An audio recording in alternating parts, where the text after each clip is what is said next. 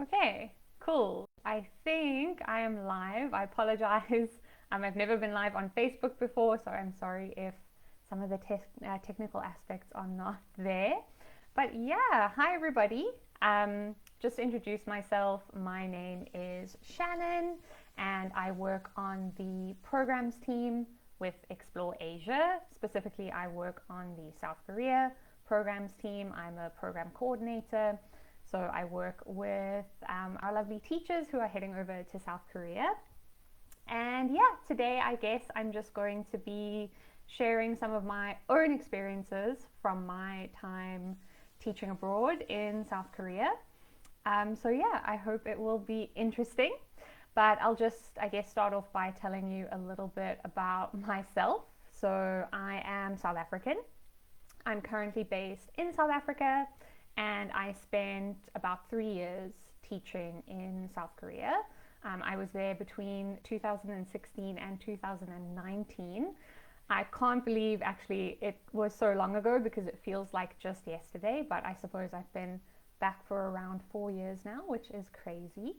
But yeah, I had a really fantastic time when I was teaching there. So I'll just be kind of sharing a little bit about my experiences from my time there and kind of the ins and outs of living in South Korea, teaching there, and all of those kind of things. But yeah, I guess to start off, I'll talk a little bit about why I originally decided to teach abroad and to go to South Korea, particularly.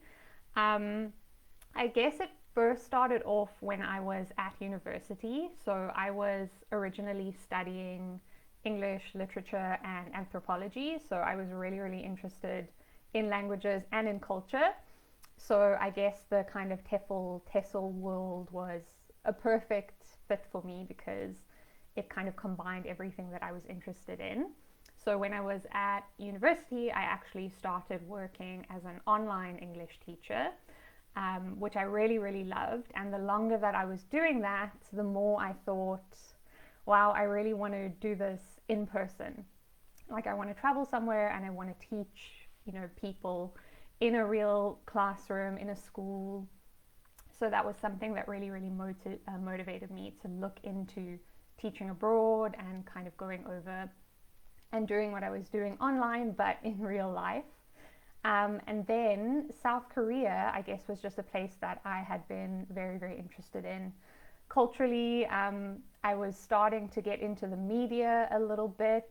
Back then, I guess in like 2014, 2015, the media hadn't expanded quite as much as it has now. Obviously, there's so much amazing music, movies, TV shows, all kinds of things that have come out of Korea, and it's obviously become really popular.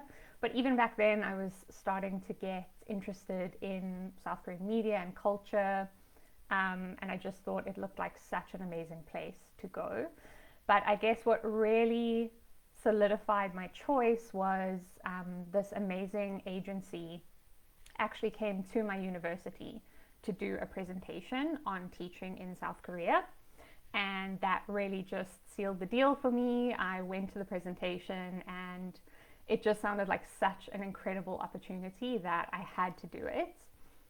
This particular presentation was on teaching in public schools in South Korea. So as people might know, there are two different types of schools in South Korea. There are private schools and public schools.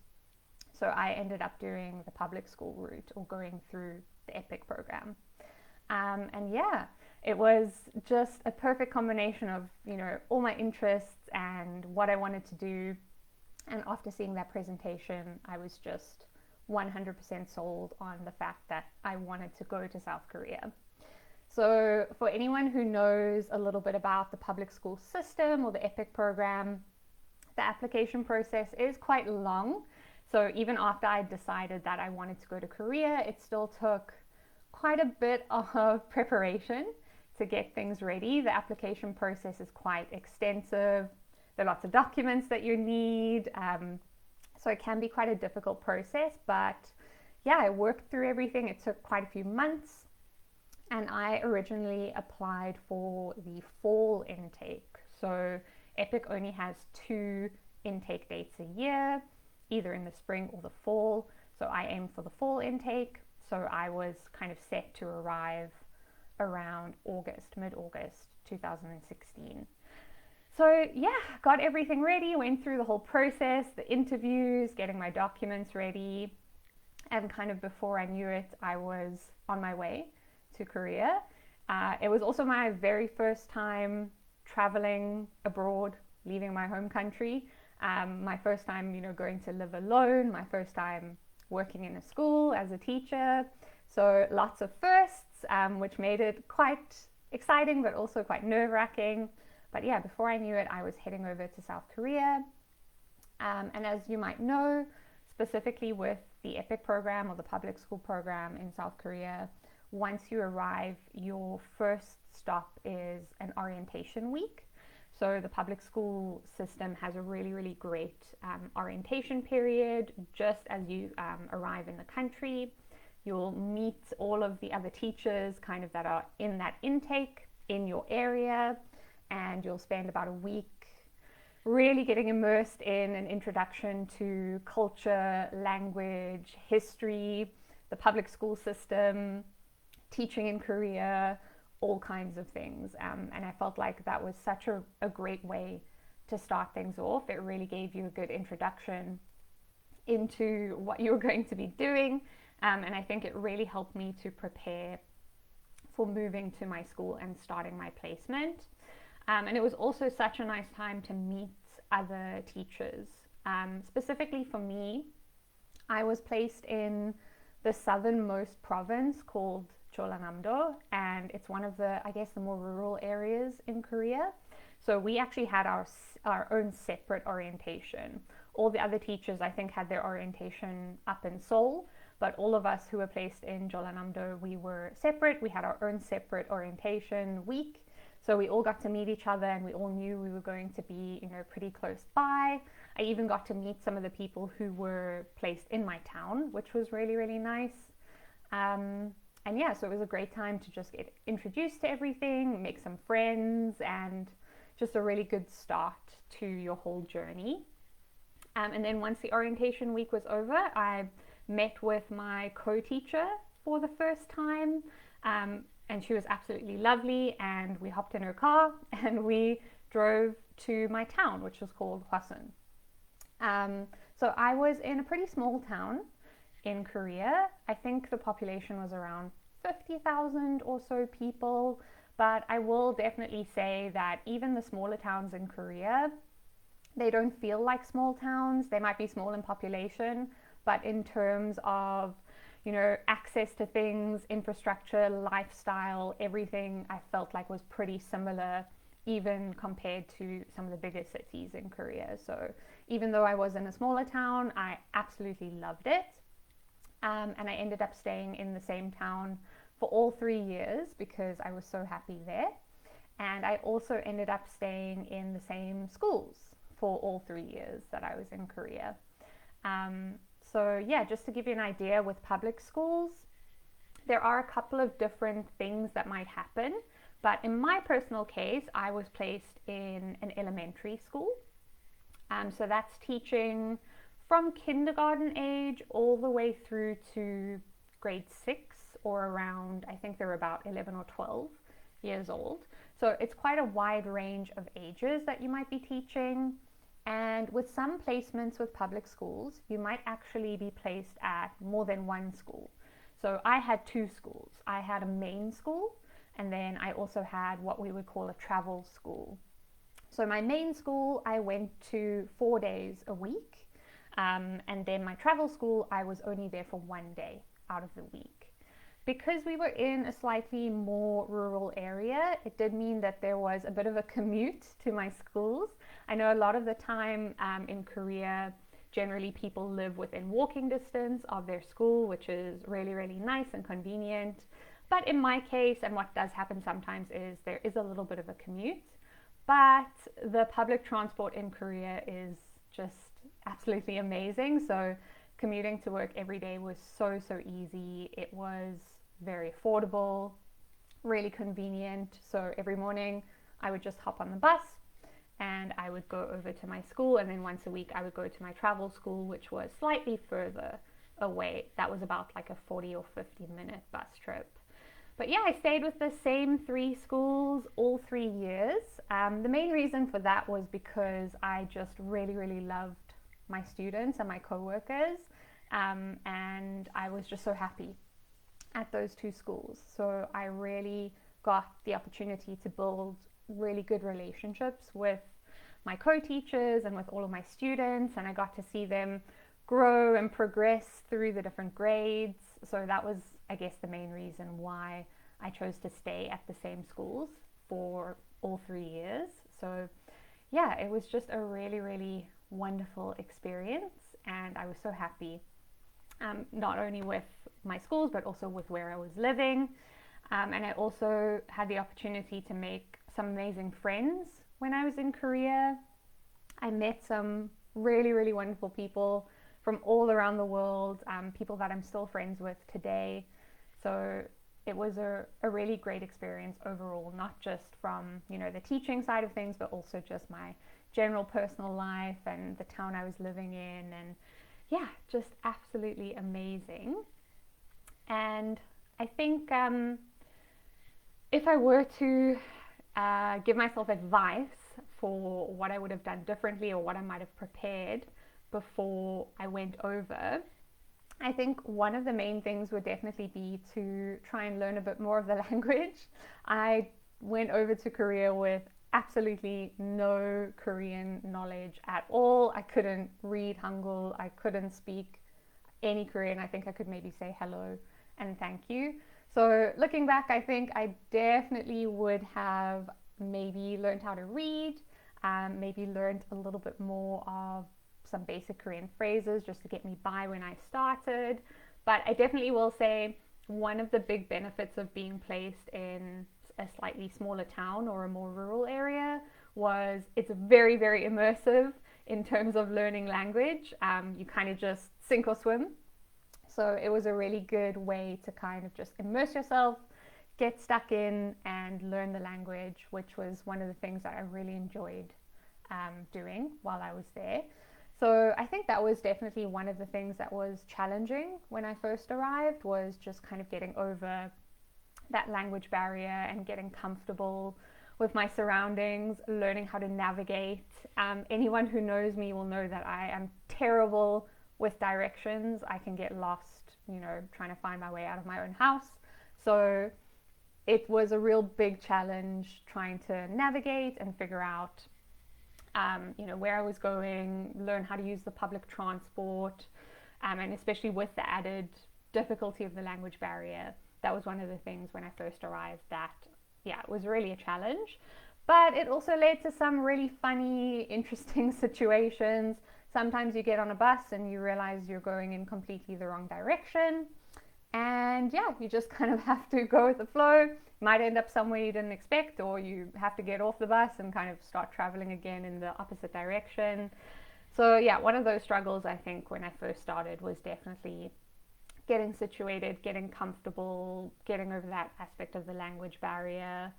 But for the most part, I think you're just so excited to be there and so busy, and there's so much going on that you just take everything in your stride, and whatever happens, you kind of deal with it, and you try and figure it out or navigate whatever situation you've come up against, and you kind of just keep going, and you learn as you go. The longer you spend doing these things, the easier it gets.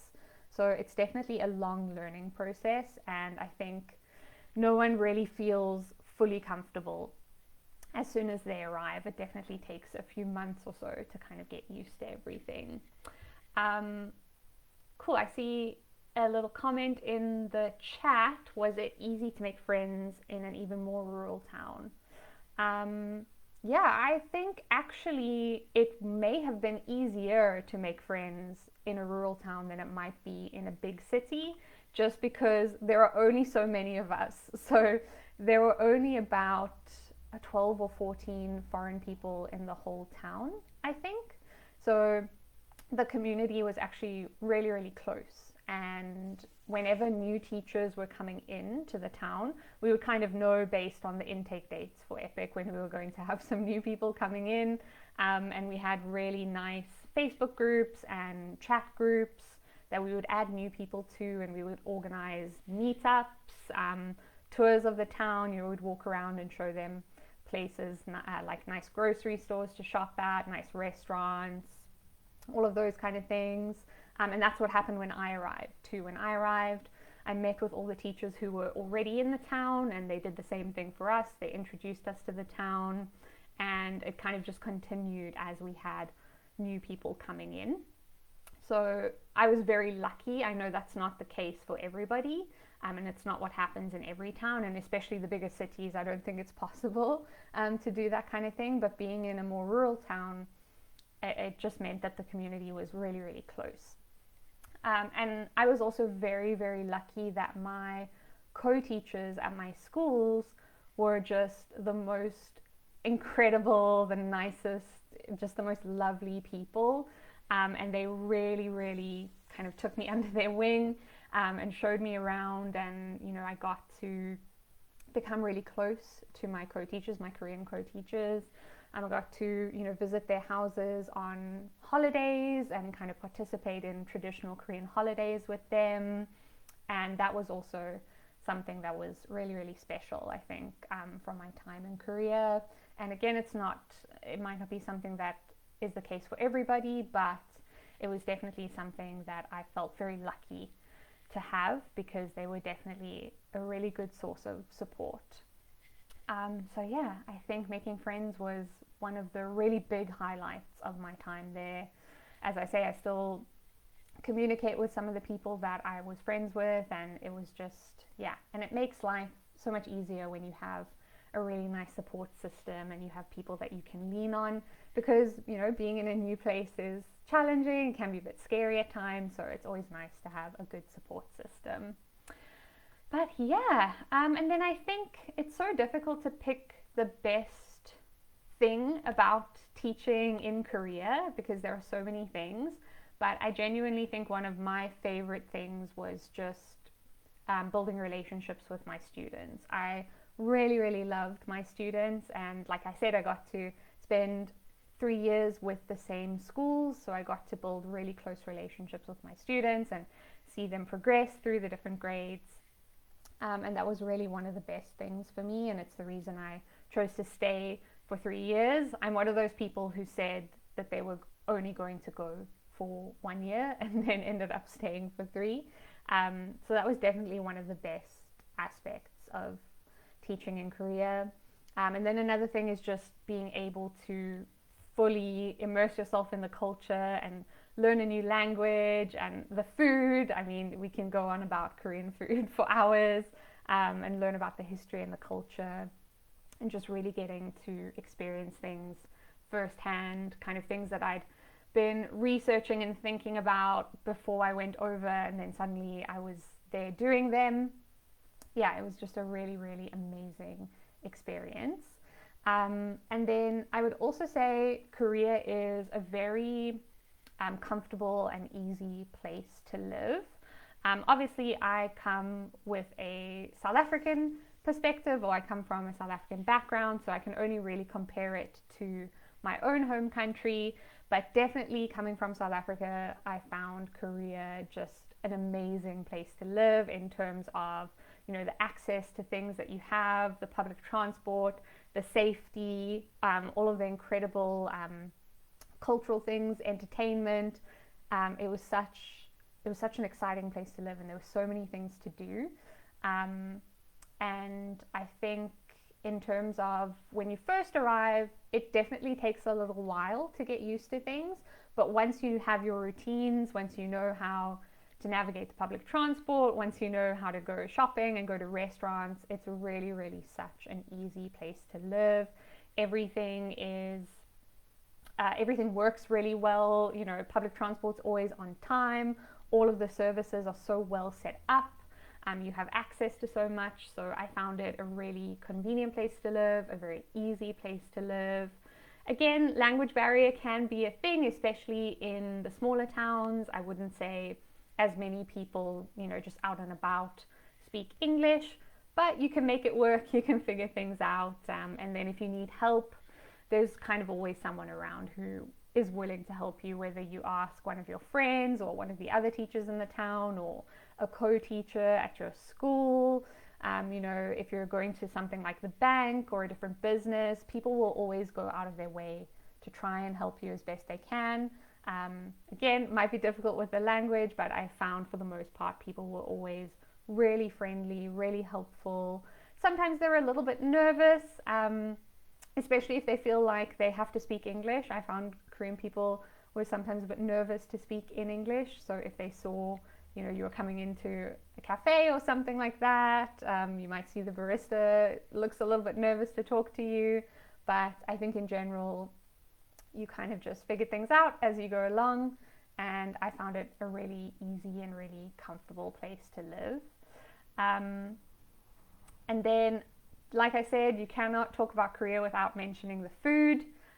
Korean food is absolutely amazing. It's one of the things I miss the absolute most since I've left, especially here in South Africa, at least where I am.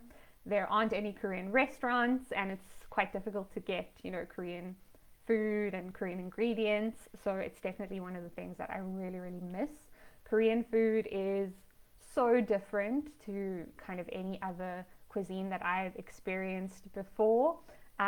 So a lot of the time when I first arrived, I might actually not have known what I was eating. Sometimes I had no idea, but all I knew was it was delicious. So that's kind of all you needed to know. And I think just the culture around food and eating in Korea was so amazing. It's such a shared experience. All meals are, really, really joyful and exciting. Everybody's really happy to be sharing a meal together. And even just the way the meal is set up, elements are all shared. There's so many different little dishes on the table. So it's a really great sharing experience. And at least for public schools, it might be the same for private schools, but for public schools, you might go out with your coworkers and all share a meal together. And it's a really great time to, bond and get to know people and just share in, a really nice time together, having a great meal. So a lot of social activity is centered around food in Korea, which is no problem with me because I love eating. So that was one of the aspects of living in Korea that was really, really fantastic. And yeah, really, really miss it. Another question in the chat: what was the hardest part of living there for 3 years?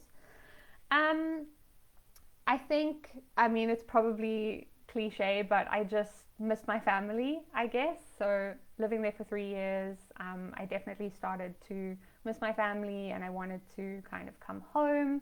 So a little bit of homesickness, but in terms of, the lifestyle itself, there wasn't anything that, I'm just trying to think. I don't think there was anything that I found particularly very difficult or challenging. If anything, the longer I stayed there, the easier it got. I was a lot more familiar with the language and my town and my school.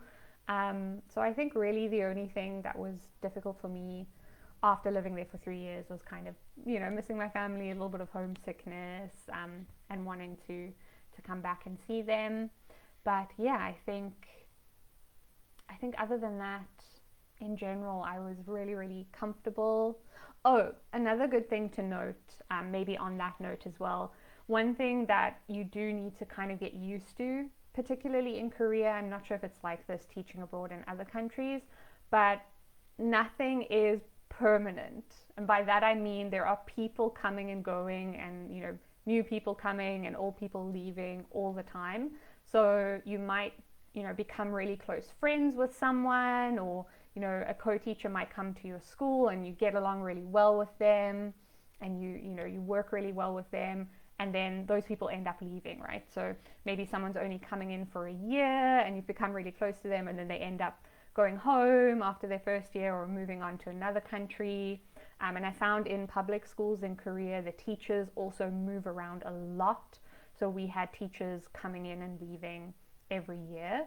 Usually the English co-teachers, they stick around for quite a while, but the other teachers in public schools, they rotate. So it's part of the Korean public education system that teachers rotate into different schools. So you'd find that you'd make friends with some of your coworkers and then they would also end up leaving. So that's definitely something I think that's good to get used to, and it can be a bit difficult, is just knowing that people may not always be around. There might be people coming and going from your life quite a lot, and especially if you've kind of made friends with people and built a support system with them, it can be quite challenging when you have people who are leaving. But it also just makes, I guess, the time that you spend with people a lot more special. So yeah, that was one of the challenging things, I think. But yeah, I think those are pretty much all of the highlights from my time in Korea. It's so difficult to cover everything because there's so much, that goes into your day-to-day life. But I will say some of the things that have really stuck with me since I've returned home, even though, I left 4 years ago, some of the things that I still remember the most clearly are just the small day-to-day interactions that I had with people, that might not have seemed that big at the time, but now I still remember them and I think about them. One of the things that I think about a lot was, so obviously I lived in the same apartment for 3 years and I had the same neighbor for 3 years. She was this lovely little old lady, and she would quite regularly just hang a little packet of fruit, fresh fruit or veggies on my door. Wouldn't say anything. We would chat occasionally, but again, a little bit of a language barrier, but she would just leave me some fruit and veggies. And it was just, things like that. It's a small thing, but those are the things that I really remember just from my life and being there. And there were so many of those like special little interactions. So thinking back, those are some of the things that really, really stand out to me. But yeah, so I hope listening to my experience is helpful for someone who's thinking about teaching in Korea.